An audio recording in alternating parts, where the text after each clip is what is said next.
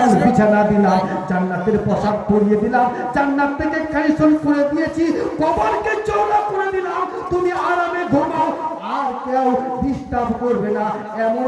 ঘুমাবে কিয়ামত পর্যন্ত, আর কেউ ওনাকে ডিস্টার্ব করবে না। কিয়ামতের দিন কেমন উঠবে টাইম পাই ইনশাআল্লাহ বলবো।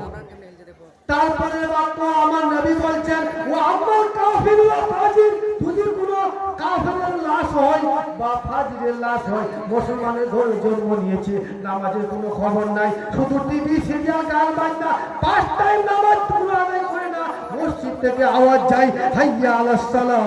নামাজের দিকে এসো, মা বোনরা কোনো নামাজের ধ্যান নাই, বাচ্চাদেরও মসজিদে আসে না, শুধু চায়ের দোকানে আড্ডা মারে, মা বোনরা মোবাইল টিভি সিরিয়াল করে আড্ডা মারে, নামাজের কোনো খবর নাই। প্রত্যেকটা প্রশ্ন উত্তরে এত বড় বড় দেহ নিয়ে 2টি ফেরেশতা 2 পাশে প্রশ্ন করছে, প্রত্যেকটা উত্তর দিবে মান রাব্বুকা, উত্তর দিবে লা আদরি, আমি জানি না, আমি জানি না, উত্তর জানি না। রবকে না মানলে সাজদা করা যাবে না, রবকে না মানলে সেদিন মুখ থেকে প্রশ্ন বের হবে না, আবার জিজ্ঞাসা করা হবে মা দিনুকা, তোমার ধর্ম কি ছিল, মুখ থেকে উত্তর বের হবে লা আদরি, আমি জানি না, আমি জানি না, আবার জিজ্ঞাসা করা হবে মা হাজা রাজুল, এই মানুষটা কে ছিল, মুখ থেকে উত্তর হবে আমি জানি না, আমি জানি না। নুদিয়া ইলা সামা, আসমান থেকে আওয়াজ আসবে, এই বান্দি কাজ্জাবুবে,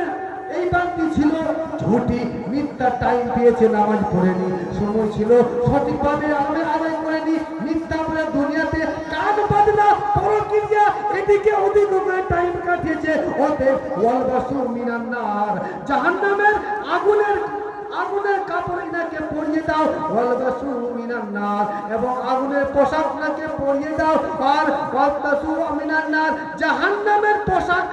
কাপড়ে বিছিয়ে দাও, জাহান্নামের পোশাক তোমার শরীরে লাগালো, জাহান্নামের বিছানা কবরে বিছিয়ে দিল, শুধু এটুকু নাই, ওয়াদ হলো জাহান্নামা, জাহান্নামের দর খুলে দাও, যেন জাহান্নামের আগুনের তাপ, ধোঁয়ার তাপ, গরম গরম রিয়াকশন যেন কবরে আসতে থাকে, যেন একে দাও। দুনিয়াতে আরামে ঘুমাতো, মুয়াজ্জিনের আওয়াজ এসেছে হাইয়া আলাল ফালাহ, আরামে ঘুমাইছে, আজকে কবরের মধ্যে আগুনের কানেকশন করে দাও, ওইখানে তুমি আরামে ঘুমাবে। একটা উত্তর না দেওয়ার জন্য জাহান্নাম থেকে কানেকশন, এটুকু শেষ নাই, আবার মিসকাত শরীফে হাদিসে এসেছে 99টি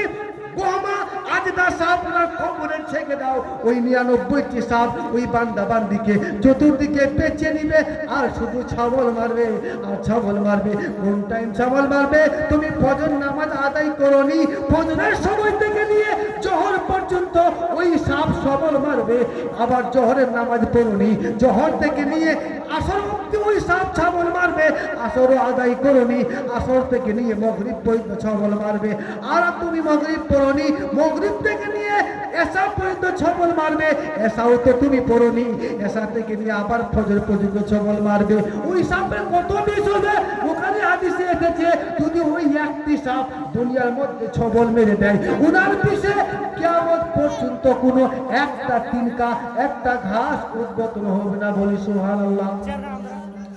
শুধু এটুকু নাই, আবার বুখারী হাদিসে এসেছে একটা ফেরেশতা নিয়োগ করা হবে, তিনার হাতে থাকবে একটা বিশাল বড় লোহার ধর্মুজ, ওই দুয়ার হইমই দিয়ে যাবে তর্কে হাদিদ। বুখারী হাদিসে এসেছে যে স্পষ্ট লোহার ধর্মুজ দিয়ে এই মগজটাকে পিটানো হবে।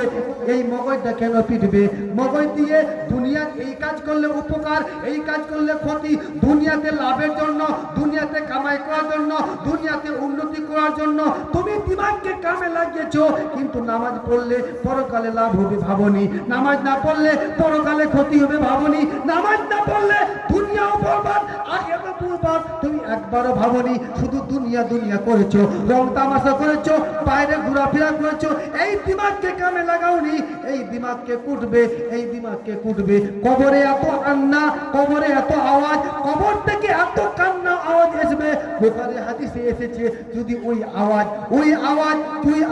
এত কবরের আওয়াজ মানুষ এবং জিন ছাড়া সবাই শুনতে পায়, যদি মানুষ জিন শুনতে পায় তত সবাই আত্মহত্যা করে পাবে। সুবহানাল্লাহ। এই জন্য বাকি অংশটা ইনশাআল্লাহ জামাতের টাইম হয়ে যাচ্ছে, আপনারা ধৈর্য ধরেন, কিন্তু 5 থেকে 7 মিনিট নামাজ পড়ে ইনশাআল্লাহ আবার